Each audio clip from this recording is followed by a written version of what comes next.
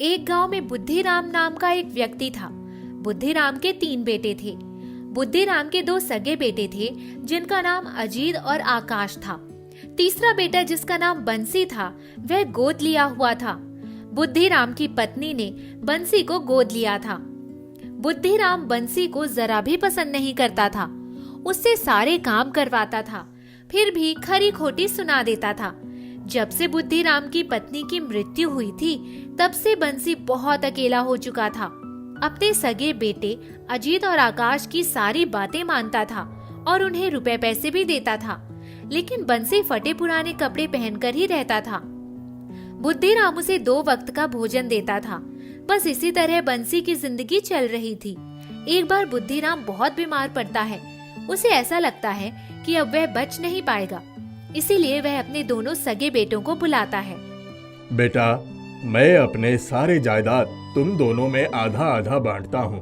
मेरी जमीन का आधा हिस्सा अजीत का होगा और आधा हिस्सा आकाश का, और इस घर पर भी तुम दोनों का बराबर का अधिकार होगा। बंशी को कुछ देने की कोई जरूरत नहीं है। मेरा सब कुछ सिर्फ तुम दोनों का ही है। ठीक है पिताजी, हम आपकी बातें समझ गए।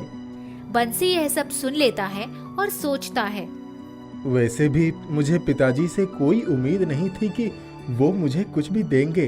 कोई बात नहीं, मुझे कुछ भी नहीं चाहिए। मैं इसी तरह रह लूंगा। कुछ दिनों बाद बुद्धिराम की मृत्यु हो जाती है। बुद्धिराम की मृत्यु के बाद अजीत और आकाश बुद्धिराम की जायदाद आपस में बांट लेते हैं। बंशी का क्या करे? सब कुछ तो हमारा ही है, फिर उसे हम इस घर में रहने क्यों दें? उसे अपने घर से निकाल देते हैं।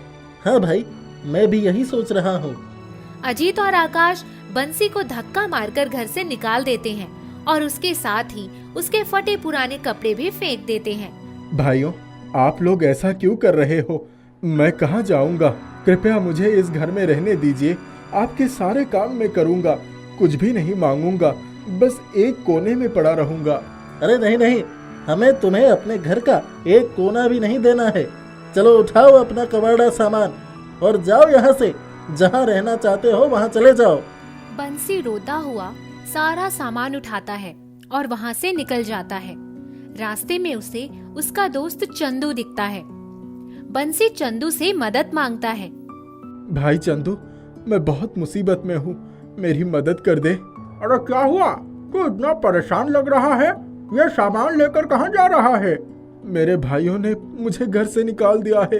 अब मेरे पास कोई ठिकाना नहीं है। क्या तुम मुझे अपने घर पर कुछ दिनों के लिए रख सकते हो? क्या कुछ दिनों के लिए अपने घर पर? भाई, मैं मदद तो कर देता, लेकिन मुझे माफ कर दे। मैं तेरी मदद नहीं कर सकता क्योंकि मेरे घर पर पहले से ही मेहमान आए हुए हैं। मैं उन्हीं के लिए मिठाइयाँ खरीदने के लिए आया था। रास्ते में तू मिल गया। अच्छा ठीक है, कोई बात नहीं, तू जा मिठाइयाँ खरीद ले, मैं चलता हूँ। बंसी आगे बढ़ जाता है। तब चंदू कहता है, अरे बाप रे, इसे अपने घर पर रख लूंगा तो पता चलेगा वो दुष्ट आकाश और अजीत मुझसे ही लड़ाई शुरू कर देंगे। राम राम। बंसी गांव में सभी से मदद मांगता है, लेकिन उसकी मदद कोई नहीं करता। हे भगवान, अब मैं क्या करूँ, कहाँ जाऊँ? बंसी जंगल में आता है और लकड़ियां काटकर जंगल में एक छोटी सी झोपड़ी बना लेता है और वहीं रहने लगता है। उसके आसपास खाने को कुछ नहीं था। उसकी हालत बहुत बुरी थी। वह रोज माँ को याद करके रोता हुआ सो जाता था। इधर अजीत और आकाश खेती करके आधे पौने धन आपस में बांट लेते थे। एक रात बंसी माँ को याद करके सो गया। तभी उसके सपने में उसकी माँ आई और उसने कहा, बेटा बंसी, तुम्हारी हालत देखकर बहुत दुख हो रहा है। मैं कुछ नहीं कर पा रही हूँ तुम्हारे लिए। इस बात का मुझे बहुत दुख है, लेकिन तुम चिंता मत करो। मैं तुम्हारे लिए एक गाय भेज रही हूँ। आज से वह गाय तुम्हारा सहारा बनेगी और तुम्हारे भविष्य को उज्जवल करेगी। सदा खुश रहो मेरे बेटे। बंसी इसे एक सपना समझकर सो जाता है। सुबह गाय की आवाज सुनकर उसकी नींद खुलती है। अरे, गाय की आवाज इतनी जोर से आ रही है, लग रहा है जैसे मेरी झोपड़ी के बाहर ही खड़ी है। बंसी झोपड़े के बाहर आता है। वहाँ सच में एक गाय खड़ी थी। वह देखकर आश्चर्यचकित हो जाता है। अरे, यहाँ तो सच की गाय है। इसका मतलब रात का सपना सच था। माँ ने मेरे लिए ये गाय भेजा है। धन्यवाद माँ, आप बहुत अच्छी हो। बंसी उस गाय को देखकर बहुत खुश होता है और तुरंत उसके लिए चारा काट लाता है और उसे खिलाता है। पूरे दिन बंसी अच्छे से भोजन खिलाता है, फिर शाम में दूध निकालता है। इसके दूध निकालकर खुद भी पी लूंगा और जो बच जाएंगे गांव में बेच दूंगा, जिससे थोड़े पैसे भी मिल जाएंगे। बंसी गाय का दूध निकाल लेता है। थोड़ी ही देर में वह दूध सोने के सिक्कों में बदल जाता है। यह देखकर बंसी हैरान रह जाता है।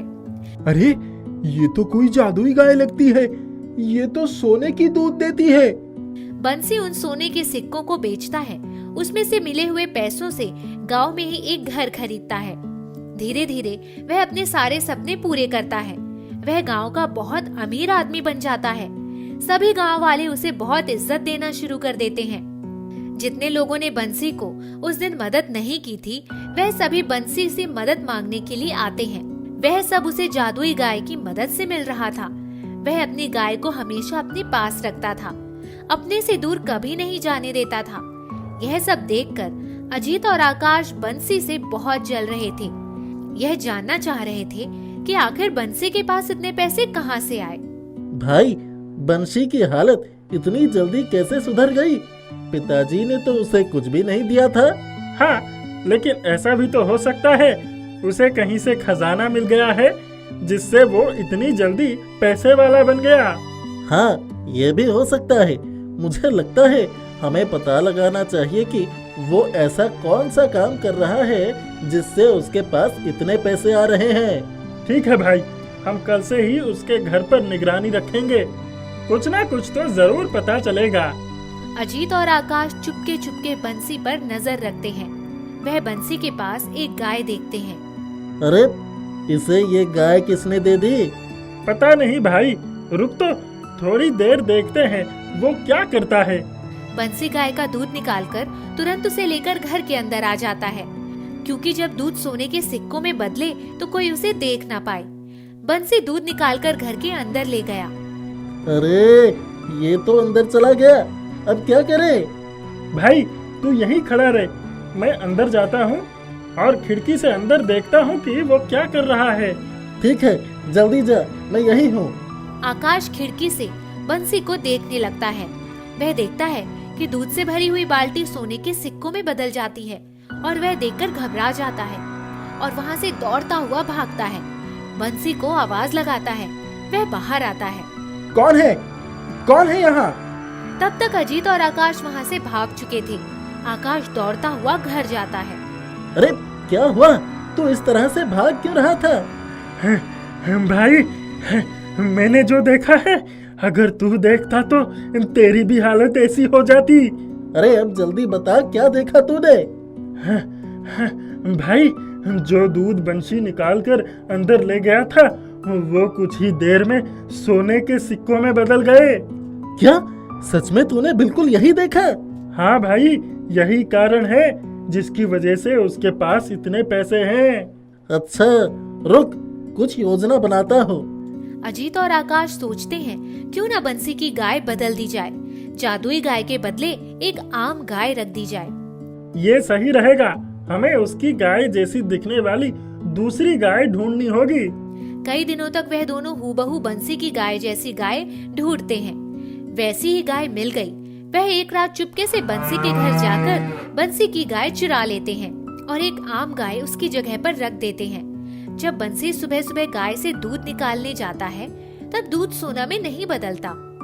अरे ये कैसे हो गया? दूध सोने के सिक्के में तो बदल नहीं रहे हैं। जरूर कुछ गड़बड़ है। वैसे भी ये आज अलग सा बर्ताव कर रही है। बंसी की गाय के पैरों के पास एक गहरा काला निशान था। बंसी देखता है, वह निशान गायब है। ये गाय मेरी नहीं, जरूर किसी ने इसे मेरी गाय से बदल दिया है। इधर अजीत और आकाश जादुई गाय से दूध निकालकर इंतजार में बैठे थे कि कब दूध सोने में बदलेगा। कई घंटों तक दूध में कोई परिवर्तन नहीं आया।